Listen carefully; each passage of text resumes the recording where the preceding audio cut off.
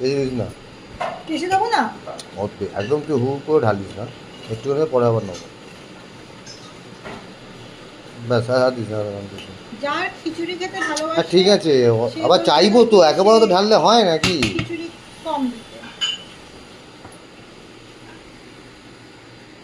যে একটা খিচুড়ি খেতে ভালোবাসে সে নাকি বলছে খিচুড়ি কম খাবে। এটা কার? তোমার